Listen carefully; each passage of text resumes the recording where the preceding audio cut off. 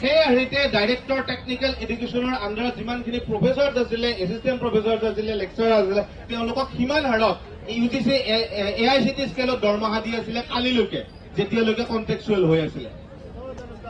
আপোনালোকৰ ক্ষেত্ৰতো একেই, আপোনালোকক কিয় দিব নোৱাৰে? এইটো কেৱল এটাই কথা হৈছে যে আপোনালোকে সিমানখিনি জোৰে আপোনালোকে চিঞৰিব পৰা নাই। আপোনালোকে ভাবিছে যে আজি আমি বহুত ব্যক্তি আহিছো, আমাৰ কথা আজি শুনিব, মুঠেই নহয়। কাৰ্যক্ষেত্ৰত আপোনালোকে সকীয়াই দিবই পাৰিব, তেওঁলোকৰ শিং আগত কপাই দিব লাগিব, তেতিয়াহে আপোনালোকৰ সমস্যা সমাধান হ'ব। যোৱা সময়ছোৱাত আমিও বিভিন্ন পৰ্যায়ত আমি সংগ্ৰাম কৰিছো। যোৱা পাৰ্লিয়ামেণ্ট ইলেকশ্যনত এটা বেলেগ ধৰণৰ অনুভৱ হৈছে, মই আপোনালোকক শ্বেয়াৰ কৰিব ওলাইছো। আমি যেতিয়া দেখা পালো যে NPSৰ বিপক্ষত হোৱা সংগ্ৰামখনত অসম চৰকাৰ তথা ভাৰত চৰকাৰে একো কাম কৰা নাই, তেতিয়া আমি কি কৰিলো যে ভোট ফৰ UPS আমি দাবী কৰিলো। আমি এটা সাধাৰণ বাৰ্তা দিলো যে আমাৰ কৰ্মচাৰীসকলক যে যিসকলে ইলেকশ্যনত কাম কৰি থাকে তেওঁলোকে বেলট ভোট দিয়ক। বেলট ভোটটোৱে আমাৰ প্ৰতিবাদ হয়। বেলট ভোট আগৰ ইলেকশ্যন বিলাকত গোটেই অসমৰ ভিতৰত 5,000, 6,000, 7,000, এইকাৰণে যে যোনটো তাতে ভোট দিয়াৰ মানসিকতাই নাথাকে আমাৰ, গতিকে সেইকাৰণে আমি বাদ দিয়া যায়। কিন্তু যোৱাবাৰ কি হৈছে, 1,26,000 কৰ্মচাৰীয়ে বেলট ভোট দিছে আৰু 2,60,000 আপোনাৰ নটাত দিছে। আৰু তাৰ পিছতে অসমত বাৰ্তাই সলনি হৈ গৈছে NPS কৰ্মচাৰীৰ কাৰণে। মই আপোনালোকক অনুৰোধ জনাওক, এই বাৰ্তাটো আপোনালোকে আপোনালোকৰ বাকীসকলকো জনাওক।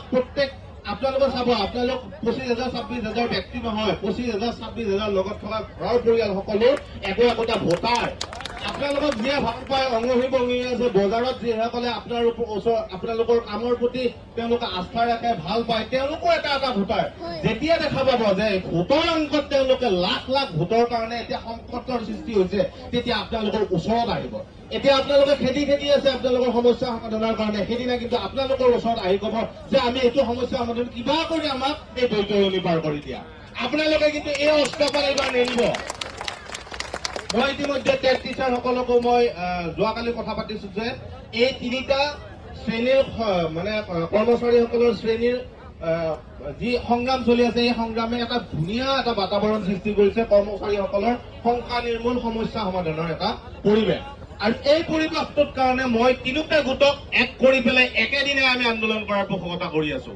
আৰু সেইদিনা যদি অসমৰ ইমূৰৰ পৰা শদিয়াৰ পৰা ধুবুৰীলৈ পাহাৰে ভৈয়ামে সকলো অঞ্চলতে যদি চৰকাৰী ব্যৱস্থাটো স্তব্ধ হৈ যাব, আপোনালোকে চাব আপোনালোকৰ সমস্যা সমাধান কৰিব। এইকাৰণে কৰিব যে আপোনালোকৰ মানুহৰ সংখ্যা কম, আপোনালোকৰ 26,000 ইমান মানুহ নহয়, আৰু ফাইনেন্সিয়েলি অসম চৰকাৰৰ একো বাৰ্ডেন নাযায়, কাৰণ ইতিমধ্যে আপোনালোকে বহুতখিনি পাই আছে।